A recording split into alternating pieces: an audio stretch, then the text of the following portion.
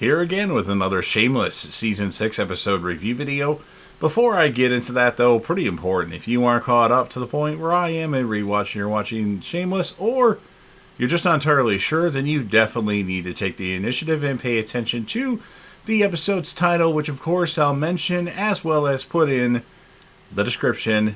If that happens to be the case and you find out that you're not caught up, it would be my recommendation that you don't watch this video any further to avoid any potential spoilers.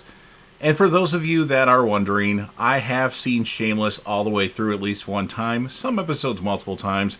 I'm just rewatching the show because I wanted to discuss it, and for the most part the show is really good, although I'm well aware that the quality takes a big dip, especially in the last two seasons. With that in mind, this will be Shameless Season 6, Episode 6.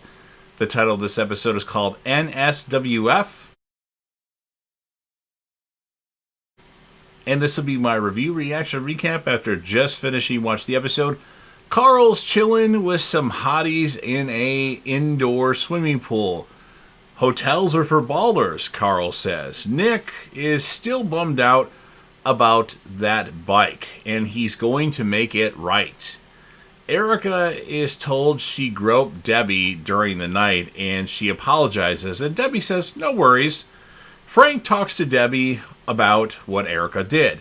He tells her Erica is sweet on her. You need to make a move on Erica now instead of the Mr. Wexler. I'm forgetting his name all of a sudden now. Fiona worries about what she's going to do without Kev and V next door. Ian asks Lip about what he should do on a date with the fireman, Caleb. Frank and Debbie see Debbie's baby on the sonograph thing. Fiona goes back to the house to grab the closet door, as she almost forgot it, and she broke in with a crowbar. And the new owner is there and says the house needs a lot of repairs. $150,000 in repairs, which was more than a house. And so the family has rescinded the offer on the house. Fiona goes to get the paperwork for the loan. Erica's tumor is actually decreasing, Frank finds out from Erica's doctor. She might be close to remission. Good news for Erica. Gus needs to sign the paperwork that Fiona got. Even though they're separated, they're still technically married, for Fiona to go through with the purchase of the house. Kermit, Frank, and Tommy are the only customers at the Alibi. Frank tells Debbie that Erica is in remission. He wants Debbie to step up the game, or step up her game with Erica, like fast. Debbie sort of invites Fiona to a gender reveal party, although she doesn't, but she kind of does. Ian has his dinner with Caleb, and Caleb ends up actually getting called into work that night. Lip talks to Ewings about the Helene situation. Nick tells Carl a couple more gigs and he's out. He wants to be a farmer. Okay, interesting. Gus doesn't end up showing up at the Alibi as he got hung up. Ian helps out during one of the Caleb's calls. He actually helps a lady out with a broken arm. He does a really good job of it. Lip has a hearing about Dr. Helene Runyon. Fiona has her abortion. Debbie gets a ride in Carl's company car. And while they're driving, Nick sees his bike during this trip. Kev decides to let some hipsters in for $20 a person at the Alibi. Ian goes to Caleb's place, and Caleb and Ian kiss. Erica finds out the good news that she's in remission. Helene tells the board that she's terminated the relationship with Lip. She tells him, don't call, don't text, don't come to my house, don't talk to my husband, don't talk to my son. Like, she basically says Lip doesn't exist, but I can see why, but it sucks for Lip. And then Nick has actually killed the kid that took his bike.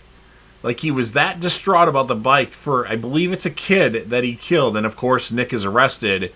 Gus shows up at Patsy's. He wonders why the paperwork that gives him something that, like, where's the paperwork that gives him something that he wants? Sorry, I got kind of tongue-tied there, because this isn't what he wants. This is what Fiona wants. This doesn't really benefit him at any point, and she doesn't even have his grandmother's ring yet.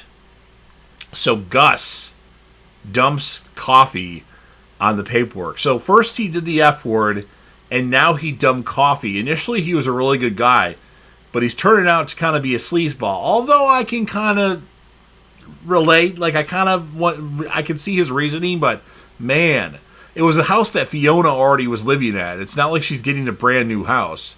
Carl comes to Sean's place, asks to stay there that night, and Sean actually agrees because Will's not there, and like he knows that this would be something that Fiona would want. And Frank finds Chucky. He's been staying outside the house for 2 days. He pees his pants to keep warm. So Chucky kind of like figures shit out, even though he's kind of an idiot. Fiona goes back to Sean's and has a breakdown, saying that Gus wouldn't sign the paperwork. And Carl's laying in bed, hearing Fiona break down, because Fiona typically tries to stay strong in front of everybody else. Erica comes in to sleep in Debbie's room again. She lays on the floor this time, not in the bed, and she wishes that Debbie didn't have to go. And then Debbie actually lays next to her. Like, she's trying to step up her game a little bit, but just laying next to her isn't going to step the game up. And then the girl refugee, which I don't know what her name is now the bouncer at the Alibi. She has a machete in her hand, and they won't mess with her. And now the Alibi is kicking again, or, making money again. Grandma shows up to get Chucky. Frank and Queenie start to get it on. Carl goes to Patsy's and puts a duffel bag in front of Fiona. She asks, "What's this?" Carl says, "Buy the house back." Lots of cash in the bag. And then Carl puts a sign on the house that says Carl's Crib to end the episode. So pretty deep episode of Shameless with things that happen. Really enjoyable. I'm actually really enjoying rewatching Shameless, at least for now. I don't know when it starts to dip in quality, but I know season 10 and 11 really dip, and I think season 9 and 8 kind of dip too, but it's really good thus far. So I'm going to score it at an 8.8 out of 10. And for the males, as far as the character of the episode, you could give it to Sean, you could give it to Kev. I have to give it to Carl. You could even give it to Nick, actually. And then for the females, just because of her performance, Fiona, excellent performance in this one. So I really like the episode. So you've heard, for the most part, what I have to say. Now, it's your turn. If you're a fan of Shameless and you want to help JDev out with the YouTube algorithm, please consider Hulk smashing that like button. It does go a long way. I'm averaging about 4 to 6 likes on the video. YouTube tells me I need more likes. So if you're watching the video anyway, please consider doing that for me. Share the video with a friend. Put this video on any one of your social media platforms. Don't forget to sound off in the comment section and let me know what your opinions are on Shameless, on this episode of Shameless. What would you score it, and who would be your male and female character of the episode? Or if you just want to do one, that's fine. And then last but certainly not least, don't forget to hit that sub button, subscribe to the channel, you're watching the video anyway, join the team, show your damn support, and be a part of something special, and JDev will return.